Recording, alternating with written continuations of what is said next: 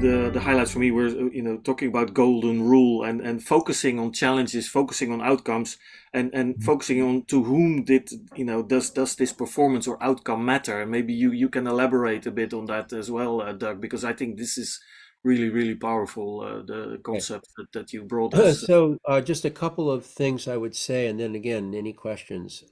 First of all, uh, uh, the world in which we live has changed dramatically in the last 100 years. We all know that.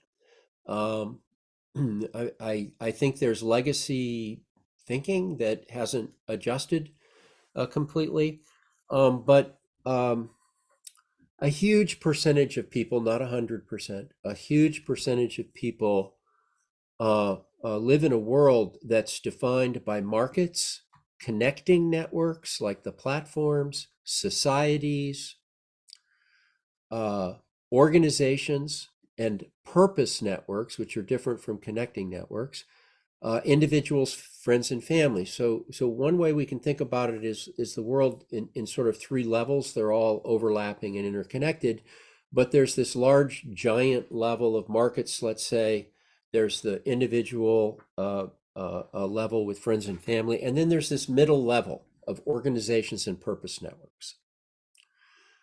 If you want to think about the world this way, you don't think so much about the word government.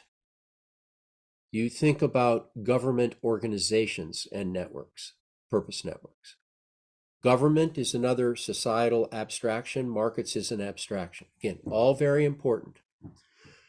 Meanwhile, we also know the world confronts an ever increasing number of pretty profound difficulties, challenges, and issues, a zillion of them.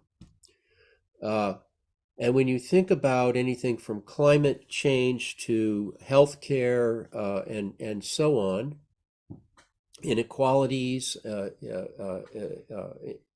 so forth, the, the, the reality is that at the abstract level of markets, this is hard, but markets have no agency. You'll often read headlines, the markets say, or the markets whatever. And we should understand why that elocution happens, but markets don't have agency. And at a deeper level, markets don't have resources. Markets are representations of enormous resources, but they're not the markets. If you go to the bottom level, individuals have agency, although it can vary based on circumstances, but limited resources. It's in the middle. Enterprises in the private sector, nonprofit sector, government sector, they have the resources and the agency. And again, purpose networks like American Red Cross or something similarly. So the resources that operate within markets and societies are derivations of the middle. And if we're going to address these problems that we face, we got to do it in the middle. So that's number one. Number two is if we talk about these entities in the middle, uh, and we ask ourselves, what what's the scorecard for them? What's performance for them? It's really crucial to understand that the scorecard always involves, in the private sector, for example, shareholders, employees, executives, and other partnering groups, and customers. And we need to find a way to uh, have concern for all of them, that where everybody, the shareholders, the employees, executives, the customers, are means and ends to one another's success.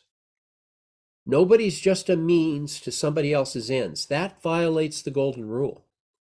So that's the kind of thing that we talk about in the second day, to begin to understand what performance and success looks like at the middle level, and why it matters, to whom it matters and why, and how to begin to think about approaching these very serious challenges in a way that's beneficial to all, not just to some.